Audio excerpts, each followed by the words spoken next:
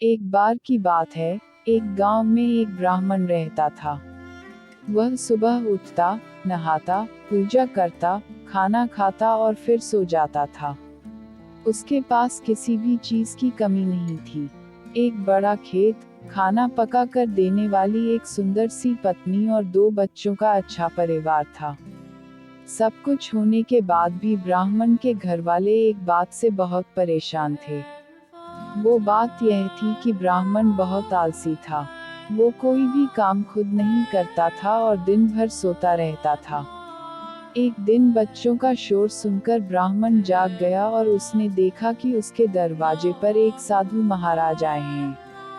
ब्राह्मण और उसकी पत्नी ने साधु महाराज का स्वागत किया और उन्हें भोजन कराया। भोजन के बाद ब्राह्मण ने साधु की खूब सेवा की। साधु महाराज उनकी सेवा से बहुत प्रसन्न हुए और उन्हें वरदान मांगने को कहा। ब्राह्मण ने वरदान मांगा कि मुझे कोई भी काम न करना पड़े और मेरी जगह कोई और मेरा काम कर दे। तब साधु उसे वरदान में एक जिन देते हैं और साथ में यह भी कहते हैं कि जिन को हमेशा व्यस्त रखना। अगर उसे काम नहीं दिया, तो वो तुम्हें खा जाएगा। वरदान पाकर ब्राह्मण मन ही मन बहुत खुश हुआ और साधु को आदर के साथ विदा किया।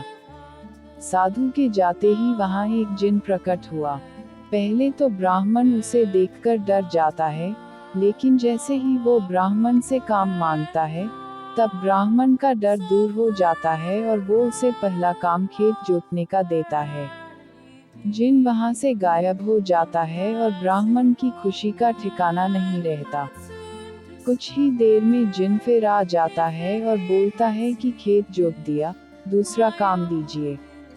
ब्राह्मण सोचता है कि इतना बड़ा खेत इसने इतनी जल्दी कैसे जोत दिया। ब्राह्मण इतना सोच ही रहा था कि जिन बोलता है कि जल्दी मुझे काम बताओ नहीं तो मैं आपको खा जाऊंगा। ब्राह्मण डर जाता है और बोलता है कि जाकर खेतों में सिंचाई करो। जिन फिर वहां से गायब हो जाता है और थोड़ी ही देर में फिर आ जाता है। जिन आकर बोलता है कि खेतों की सिंचाई हो गई, अब अगला काम बताइए। ब्राह्मण एक एक कर सभी काम बताता जाता है और जिन उसे चुटकियों में पूरा कर देता है। ब्राह्मण की पत्नी यह सब देख रही थी और अपने पति के आलसीपन पर चिंता करने लगी। शाम होने के पहले ही जिन सभी काम कर देता था।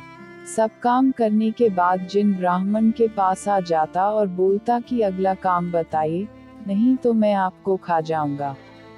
अब ब्राह्मण के पास कोई भी काम नहीं बचा, जो उसे करने के लिए कह सके। उसे चिंता होने लगी है और वह बहुत डर जाता है। जब ब्राह्मण की पत्नी अपने पति को डरा हुआ देखती है, तो अपने पति को इस संकट से निकालने के बारे में सोचने लगती है। वह ब्राह्मण से बोलती है कि स्वामी, अगर आप मुझे वचन देंगे कि आप कभी आलस नहीं करेंगे और अपने सभी काम खुद करेंगे, तो मैं इस जिन को काम दे सकती हूँ। इस पर ब्राह्मण सोचता है कि पता नहीं यह क्या काम देगी। अपनी जान बचाने के लिए ब्राह्मण अपनी पत्नी को वचन दे देता है।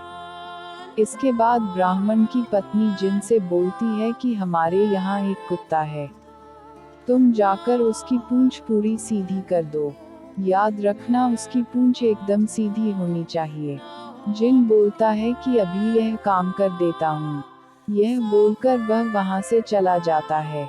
लाख कोशिश के बाद भी वह कुत्ते की पूंछ सीधी नहीं कर पाता और हार मान लेता है। हारकर जिन ब्राह्मण के यहाँ से चला जाता है। उस दिन के बाद से ब्राह्मण अपने आलस को छोड़कर सभी काम करने लगता है और उसका परिवार खुशी खुशी रहने लगता है। कहानी से सीख, हमें कभी आलस नहीं करना चाहिए। आलस करने से हम मुसीबत में फंस सकते हैं।